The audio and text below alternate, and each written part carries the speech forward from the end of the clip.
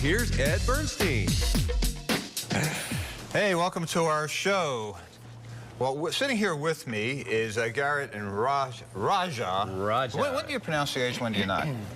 Well, it's Raja. If I was Spanish, it'd be Raha. But I get that a lot. But it's not only Spanish. There's a lot of other Middle Eastern dialects that also don't pronounce good. I just learned that from a trip to Dubai, that they don't pronounce some of that. That's true. But, I get a lot of Raha.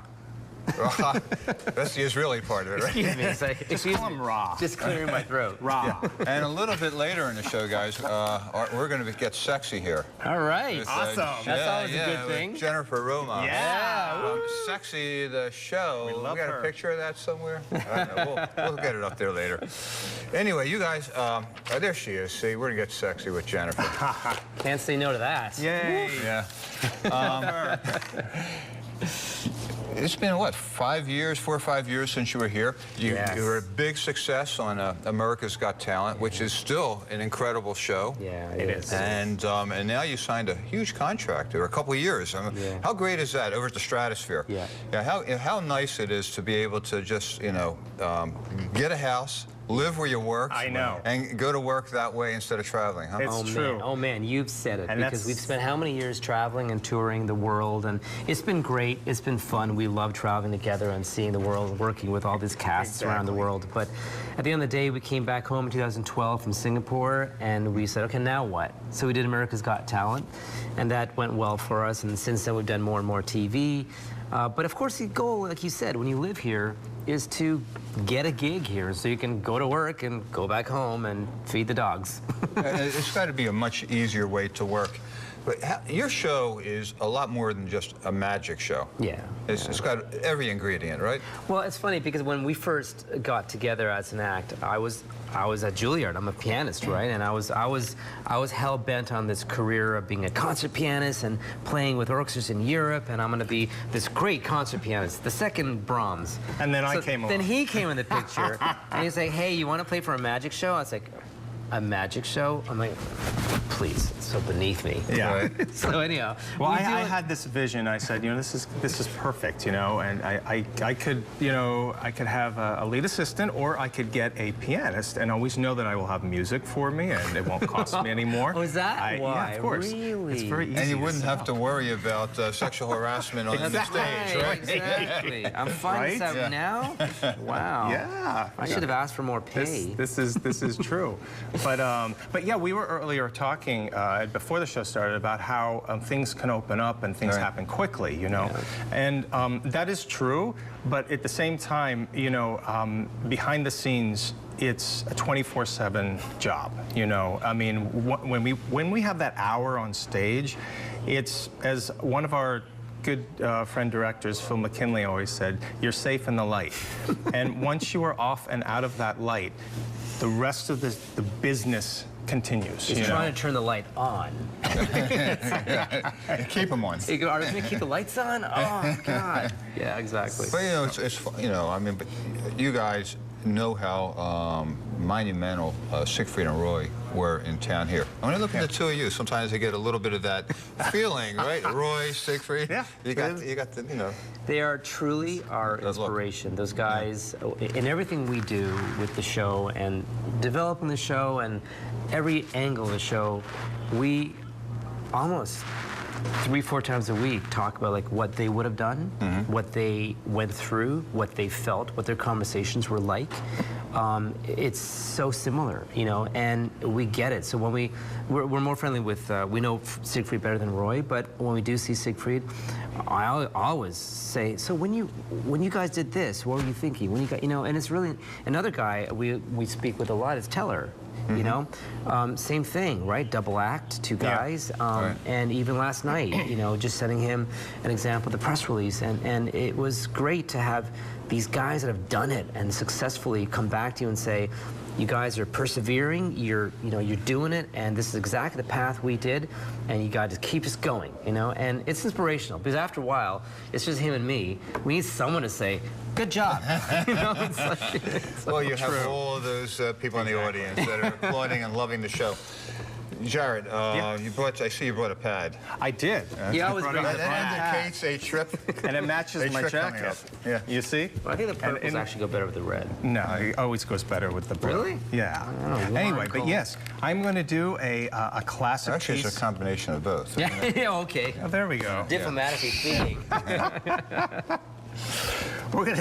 am going to do a little classic magic piece here with cards. And Roger, they're red, and didn't choose a blue deck, so it goes well with That was for me. That was not for me, trust me. Of course it was. It's just what was first available in the house. Anyhow, what we have here, I don't know if we can get the camera in here or which. No, they'll follow you. Okay, they'll Don't follow. worry about that. Okay, good. Well, Are you we guys have- awake? You're awake. We're doing magic here. Okay, so all the cards you can see, they're all different. They're all Is that different. Good, yeah. good, good. Looks good. like a real deck. It is a real deck. It looks like a okay? real They're deck. all different, same here. Okay, so Ed, what I want you to do now is just mentally in your mind, select a card that you see as I go through the cards like this. So just make it sort of an imprint in your head. Do you have one? I have it. You have it already. I have Great. Keep that. Focus on that, okay? I'm just going to reach into this little box here and take out a pen and some stickers. Okay. All right? It's like a Hogwarts Stickers, box. there are different colors of them, and your choice, I want you to take one of the stickers off of there, any one you want. Okay. And while you're doing that, you can visualize and you can see that card that you mentally selected from the deck that you saw here. Okay, at this point, because you chose the sticker, you can now tell us the card that you were thinking. 10 of hearts. The 10 of hearts. So we'll go through here, and we see that there is the 10 of hearts. Okay, all I want you to do is take that sticker, put it right in the center. Excellent. Now, if you take the pen, and the reason for the sticker is so that you can put your initials right on that little Without having to buy a separate Yeah, deck. exactly. He Next doesn't time you want to do ruin the his trick. deck. Yes, exactly. You're ahead of me. That's Cheap. Why That not? is so cheap. You could have written on the card. All right, there is I'll buy Ed's you another deck. signature. Yeah, right. You say that now. All right, there is the now. He keeps it in a box like it's a diamond. At any time, I just want you to tell me when to stop as I go through the deck. Stop. Okay, great. We're going to take the card. Your 10 of hearts, it goes into the deck. There it goes. Slides in. I'm going to turn it over. I'm not even going to shuffle it. Move these here away. Now, for the magic. Wow. Is that the magic Look at move? this. It was. As I go through the deck, Ed, you'll see that they're all the same. They're all except for one card, which is a blue back card, which matches my jacket. It does match your jacket. And if you would just take that card, wouldn't it be amazing? It would be incredible If that was the 10 your of card hearts. This is with when I your start signature, playing go ahead and turn it something over. really crazy on the piano. 10 of, oh my God. With Ed's signature. Yeah, amazing, amazing. 10 of hearts. I keep them around for the paycheck. Hey, what's the most important quality for somebody who's aspiring to be a magician? Is it dexterity in your hands? The most important quality, you mean, as someone is beginning, of course, it's dexterity. It's also learning from other magicians and people who are very successful with what they're doing. But obviously, my feeling about it is your personality and how you present the piece. Because dexterity is fine, but it will only take you so far, because at the end of the day, It's you just know, like You're the an piano. entertainer. It's just like the piano.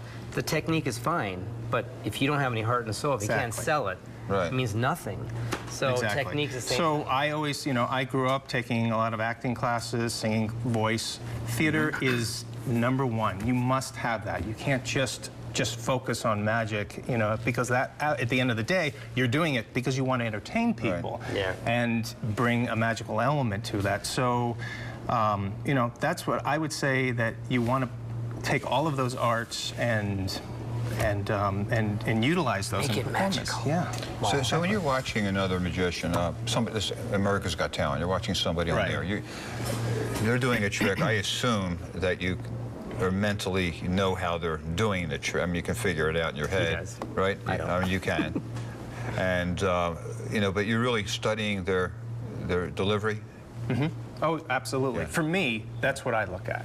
I look at the whole, what their creative aspects are, what they're doing. There were 2 people on America's Got Talent this year. I don't remember their names, but they were actually 2 twins, and they were French, I believe. And I found their creative backbone and what they were doing, I thought was fantastic. I did. I mean, they were doing magic with video screens and technology like that. That kind of stuff is so important because it's for the advancement of magic. It's those Europeans. You know? Yeah.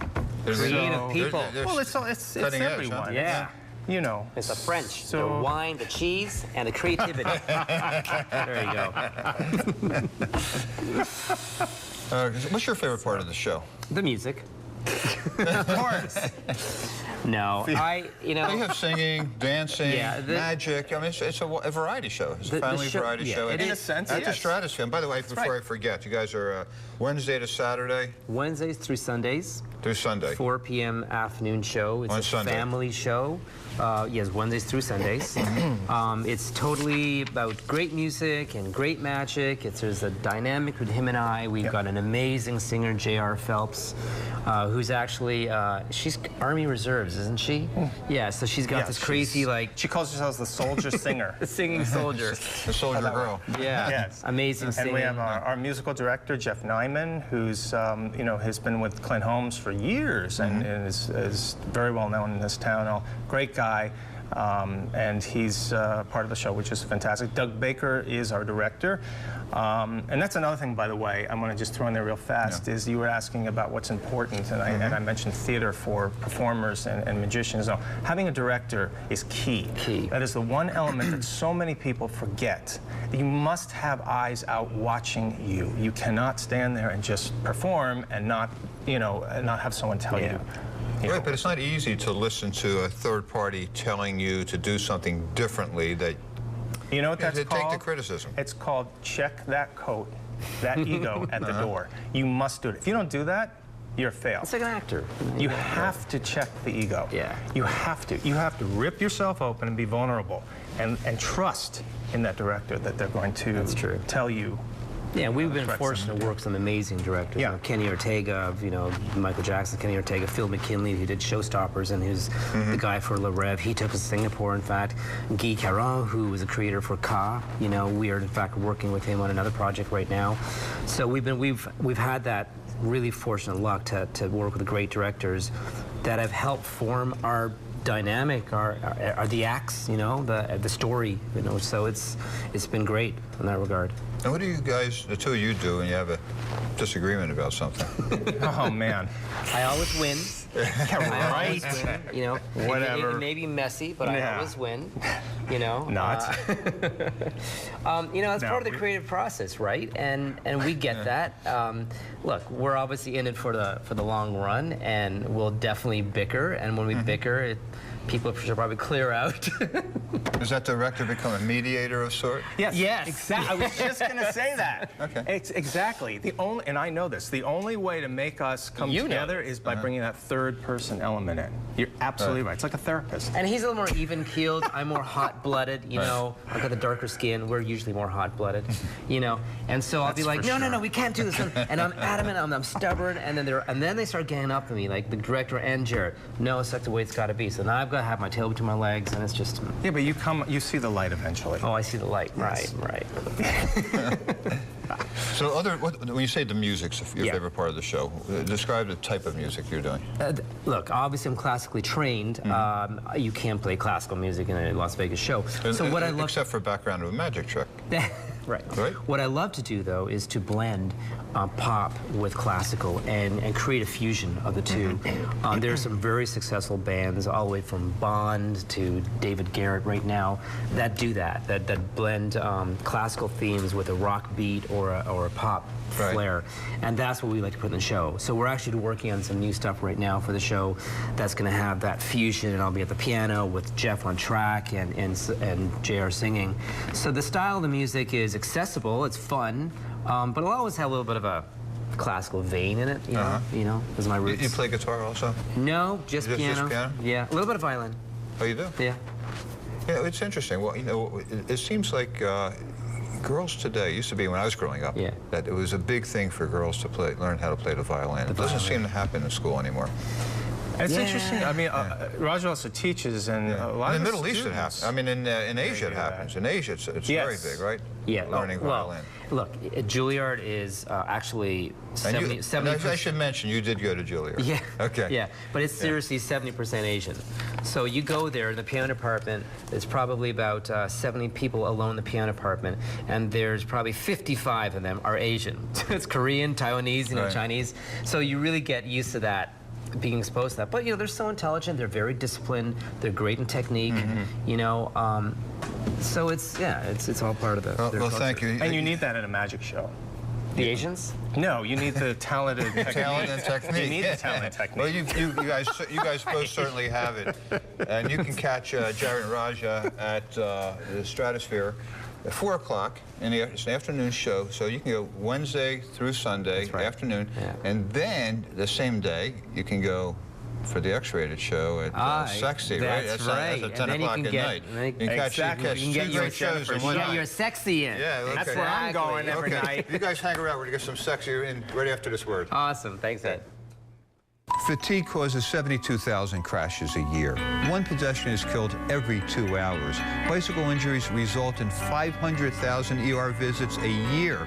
Be careful, be safe, and stay alert. EdBernstein.com.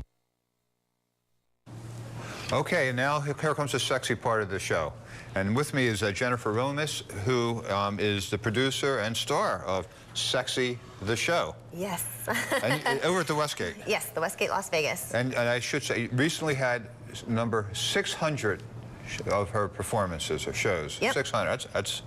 That's a show that's going to stay. Yeah, we're here to stay. We're rocking Las Vegas, and with the support of our community and friends and my amazing team, we are looking to stay for the long haul, which is great.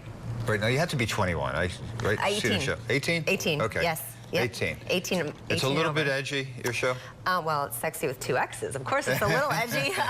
It is a female topless review. Right. But my entire cast is, very sexy, of course, but very, very talented. They're super athletes. They are all just amazing to work with, and we are full out dancing, so it's very artistic. I don't think people really realize how much training and how much work and talent goes into performing in a show like yours. Let's talk about your background. Okay. You were mentioning earlier you have a gymnastics background. Yes. And a dancing background, right? And you were also competing, nationally or internationally on fitness. Gymnast. Yep. Right? Yeah, I was actually very involved in sports growing up, track, diving, gymnastics, and then once I started to get more into dance, I just felt a huge passion for it, and the others kind of fizzled out and continued. How did you get so involved in this sport? You have an older brother or something? No, I'm an only story child. like that? I'm an okay, only so child. you were the male-female. I was, right. Yep, and I'm very close with both of my parents because of that, actually, so which is great. Right, so when you're growing up, what sport was your favorite to play?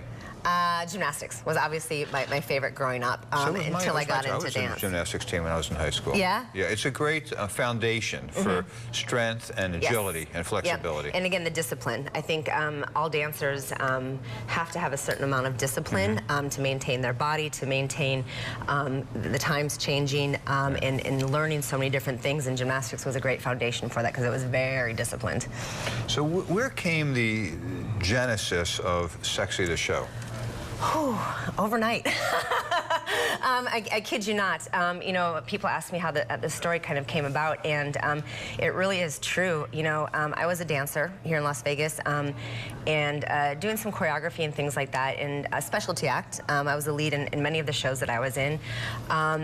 But I didn't really have the lockbox that a lot of comedians have or singer-songwriters have of, if I ever get the chance to do my own show, this is it, open it up, here's all of my stuff. I really kind of didn't have that, and was kind of forced into the position that I'm in. I got injured. I got dropped in a show here in Las Vegas, and my kneecaps were shattered, and I could not physically work for a number of years. And besides that taking its toll on my mental health. I gotta say, it's very depressing. Yeah, it was a very depressing time for me. My mental health and physical health, I had to start a company. I didn't know what to do. Most dancers, because we love it so much, we tend to live paycheck to paycheck or gig to gig. And that's kind of what I was doing. So when that was stripped away from me, I was like, how am I going to get through this? So I started my LLC, which is JRR Enterprises, and began utilizing, I guess, other things I had learned in the business, my choreography, booking some things, and it just kind of snowballed. And I had a meeting with Mr. David Siegel and Mark Waltrip from the Westgate Las Vegas. Robin Leach actually put me in touch with them. And I was knocking at their door for weeks.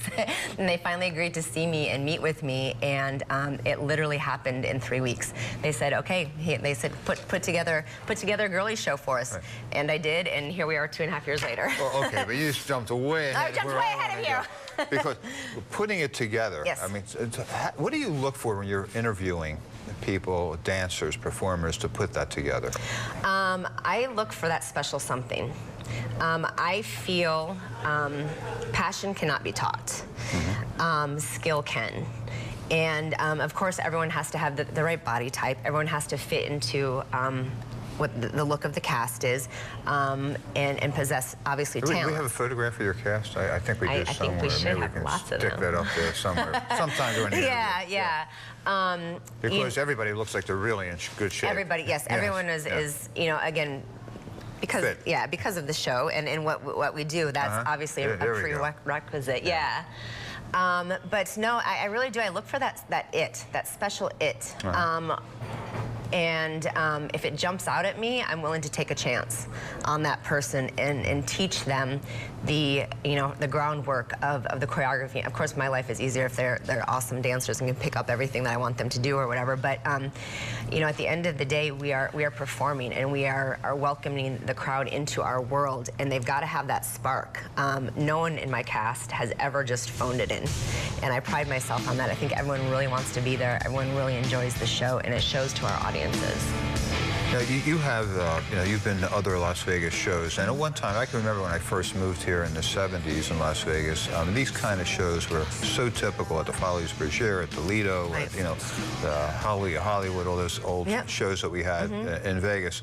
We don't really have those anymore, other than kind of your show. Fizzled out. Yeah. The big production shows, like you said, Folies Bergère or Enter the Night, and Jubilee, of course.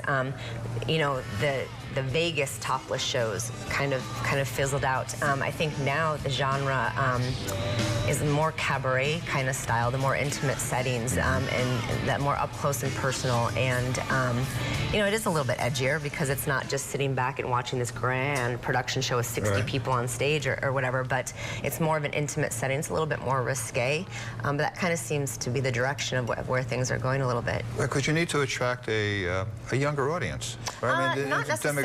I mean, our demographic is very diverse. You know, and what's kind of great to me is more than 50% of our audience is actually female. And I think that's because I'm not selling a strip show. I'm not selling a burlesque show. I'm selling sexy. Right. And sexy means so many different things to each and every person. And I think people are curious. And they come in and you know, my cast, we don't look the same. Our bodies are not the same. We don't dance the same, but we all look great together. And I think the audience finds something about each and every person that they really can that they like, or that's their fantasy. And I think that's really important, that we are not all alike, because we offer something different to each and every person, which I think is great. Now, I have 6 daughters, so I know what it's like to deal with women. Oh my gosh. Okay, you're running a group of dancers. Yes. I mean, is that challenging? Yes, it's challenging. and of course, you know, in your business, I mean, you're a dancer, you're going to get hurt eventually. Yes. Right? So, yes. I mean, how do you manage all that? Somebody gets hurt, they can't perform that night, you get a call an hour before a show, we've got amazing swings and alternates. I've also spent hours and hours and hours and weeks on reworking the show. If those things happen, any possibility where something can go wrong, how can I make the show work? How can we switch stuff? What do I need to cut? Who can fill into this? But yeah, dealing with a group, an all-female cast, we are family. We are in very close quarters all of the time. We know a lot about each other. But again, we are family. That is the biggest thing. I truly, you know, people will come and go, and that's the nature of the business, but I really feel like when people are in, and I call it my home, but because I'm there all the time, I really feel we have a great connection. My parents are actually there, ironically, mostly every single night. My mother is more or less my angel. Well, it's and, good to have mommy assistant. around. We deal with all these other they make me look good, to be honest. Yes. Yeah, so my mom is like our house mom, I guess, if you want to call it that. And my dad is there on Fridays and Saturdays. So it really is it's something very personal to me, and you know, something that's it's my baby. Right. It's my baby. What's the most difficult part of actually going through the performance for you? The timing of everything coming together at the right time? I think, honestly, for me personally, the performance, just because I wear so many hats with this particular, I don't get to just show up at showtime and perform and have my mind set on just performing. I wake up at 6, 7 o'clock every morning, and I go all day long dealing with all of the business end of things, all of the contracts, all of the paperwork, all of the payrolls, all of the marketing, all of the social media. So sometimes by the time I personally get to the show, I'm like, I'm worn out physically, mentally, and all of those things. But, you know, like Bob Fosse says, showtime, the curtain opens and you gotta go. And when that happens, when that curtain comes up, do you feel an adrenaline rush and it just carries you? Always. Always. Yeah. Always. Yep. You know, no matter what has happened during the day, or no matter how your body is feeling, or whatever, that curtain goes up, and sometimes it's a struggle, I'm not gonna lie, but I'm also very fortunate to be doing what I love, and that is a gift that not many people get to experience, and it truly is. I kind of pinch myself every night. Every night when the curtain goes up, I pinch myself, and I'm like, wow, this is crazy. You know, it's interesting how everything happens for a reason when you look back in your life, and you described something, you hurt your kneecaps, you couldn't perform, you couldn't dance, it was depressing, but then it led to this stage of your career, which is an incredible thing. So sometimes when we think something is not good, it ends up sometimes being good. Well, you can catch Sexy the Show. Don't forget, this is at the Westgate, right? Yep, Westgate, Las Vegas. Wednesday through Sunday also. Is it Wednesday through Saturday, Wednesday through Saturday. So you go to, I want our viewers, you can go to Jarrett and Raha in the afternoon. You go to your show in the evening. We certainly can. Yep, 10 p.m. Wednesday through Saturday at Westgate, Las Vegas. Come to see us at Sexy. Thank you, Jennifer. Thank you. So nice. Okay. You're awesome.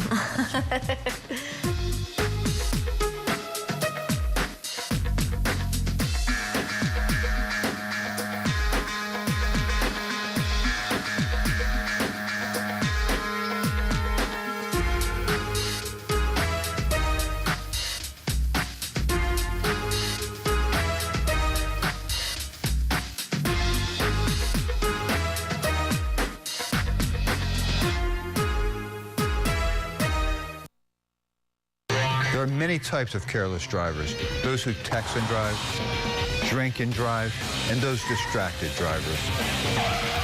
If you've been hurt, you need to call me. Enough said. Call Ed. EdBernstein.com.